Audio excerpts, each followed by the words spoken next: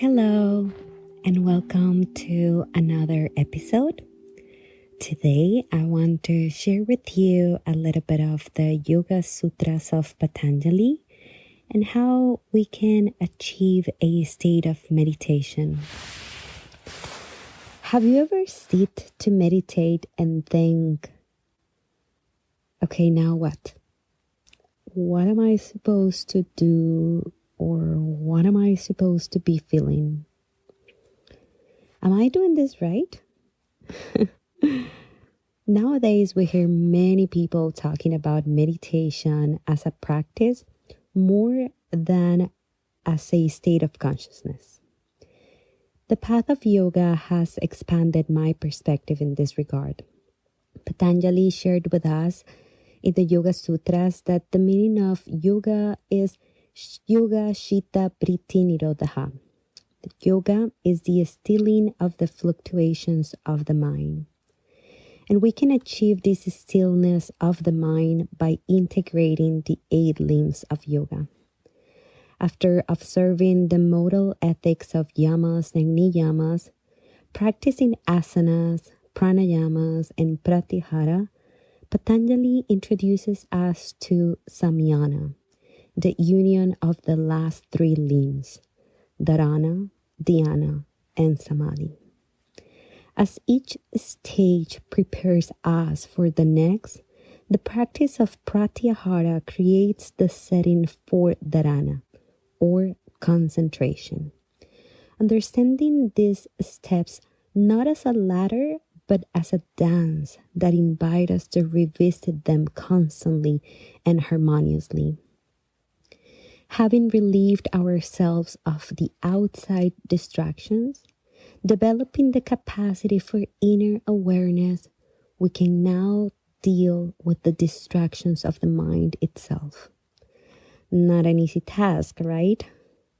In the practice of concentration, which precedes meditation, we learn how to slow down the thinking process by concentrating on a single mental object, a specific energetic center in the body, an image of a deity, or the silent repetition of a sound.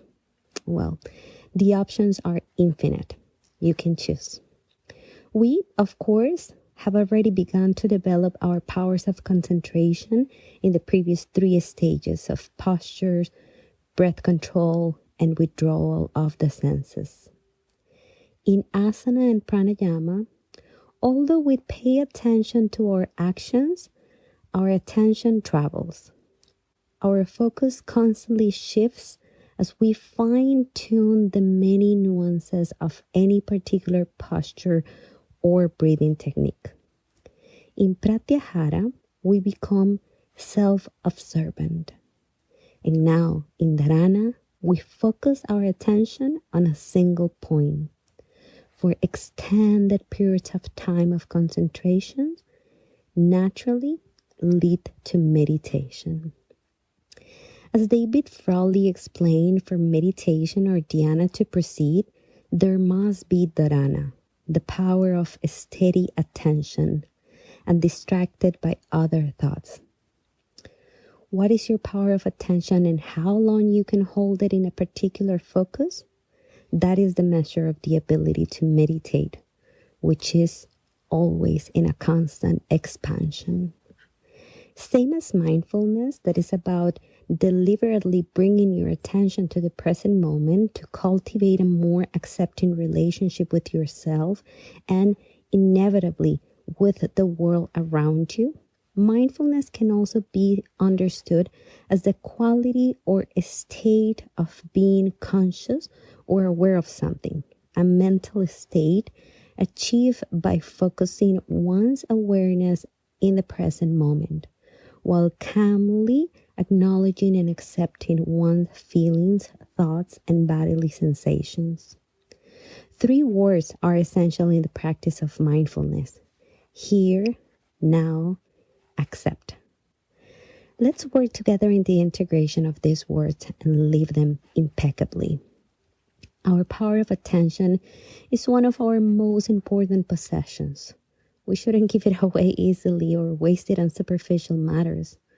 Whatever we give attention to, that we become, allowing it to enter into us and shape our minds and pranic body or energetic body, shaping our will and motivation.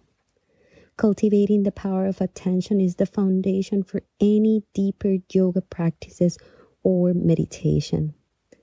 The power of attention is our Dharana Shakti for sustaining our inner awareness. Concentration may be outer or inner.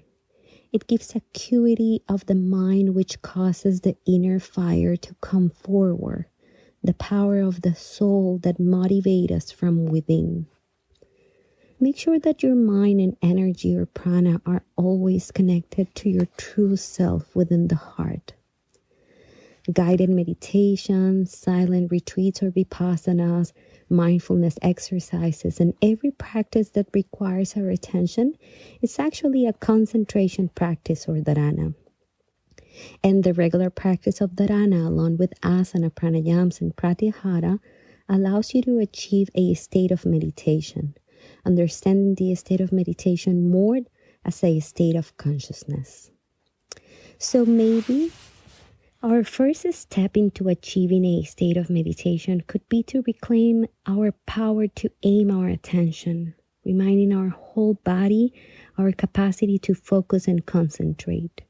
First, starting with small practices and exercises, and then expanding those moments more and more.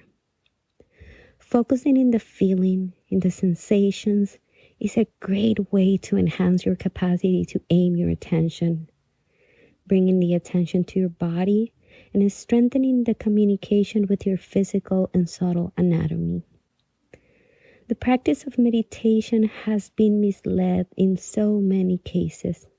People thinking that it's about sitting and forcing the thoughts to stop, or have your mind blank, or even creating expectations of what we should be feeling, seeing, or hearing. But in truth, meditation is a path of self-revelation. Only you can discover what meditation is for you, as only you can discover your feelings, your passions, your purpose of life. So next time you sit to meditate, instead of being guided by what you have read or being told, allow yourself to explore, find your own meaning. And yes, you may come across with things you have heard about. And that is beautiful because it gives you confirmation. It makes your faith get stronger. But even when you don't, whatever you're doing is great. It's perfect. Another myth around meditation is that you have to sit in a quiet place and just be steady. Our ancestors have taught us that every movement requires energy. So they suggest you to be still so all the energy can be direct into the concentration. But if in order for you to find your own unique experience, you're required to move, you can also start by concentrating in the movement. Again, just allow yourself to explore. I want to share with you a very simple formula. So let's practice together. The first thing I'm going to invite you is to find a comfortable place. And I am saying comfortable because maybe for you it's not about being sit, but maybe it's standing, or maybe you want to be seated, but you want to have a wall behind you and you want to have a space for you to stretch your legs. So just find a place where you feel comfortable. And hopefully where you feel safe, secure, protected. And then connect to your breath.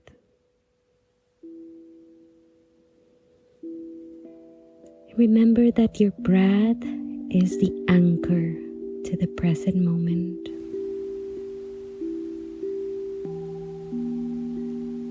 The breath is the bridge between your physical and your energetic bodies. The breath is the connection with your heart And as you take deep breaths, your heart slows down.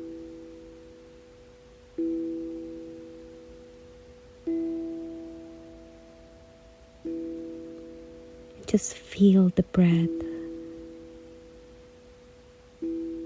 Maybe caressing your nostrils, maybe you can feel your lungs expanding, pushing your ribs outwards. Maybe you feel your belly moving.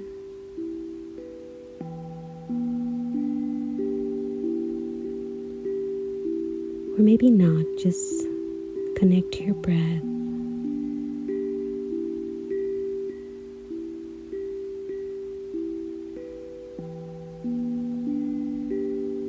And I'm going to invite you, using the breath, to remain present,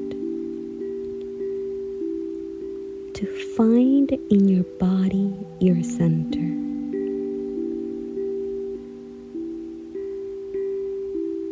Whatever that is right now, it might be different later. It might change every day or depending on the time of the day.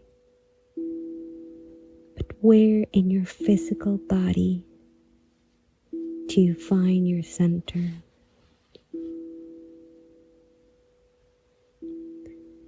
For some, it's going to be in the forehead. For some, it's going to be in the chest, even the knees, the toes, the fingers, the shoulders.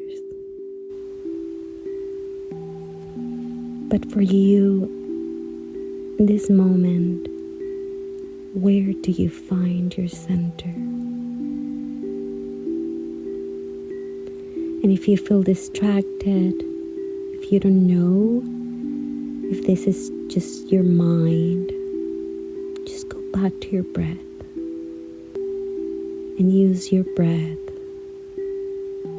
to bring you again to the present moment. And once that you find your center, relax there. How does it feel to relax in this center?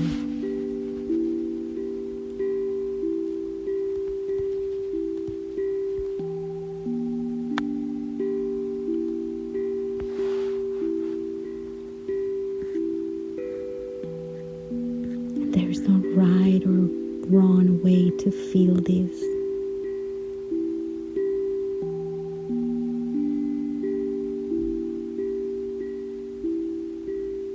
Just allow yourself to feel what is that relaxation.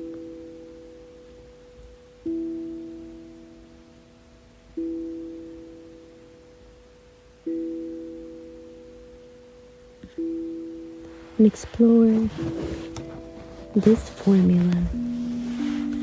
Connect to your breath, find your center, and relax there.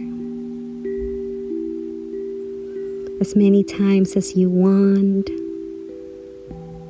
But remember, as you keep on practicing, life will show more and more.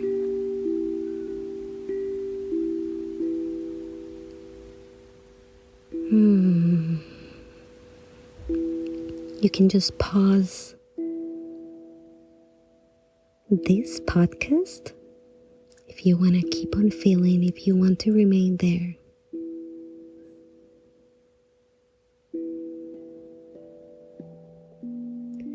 I hope you enjoy this episode. I hope you enjoy this connection with yourself. And here's the invitation to comment if you would like to. You can also send me a direct message if you would like to dive deeper into this topic. Or there's always the possibility to share one-on-one sessions with me, and I'll be happy to accompany you in your journeys. So much love.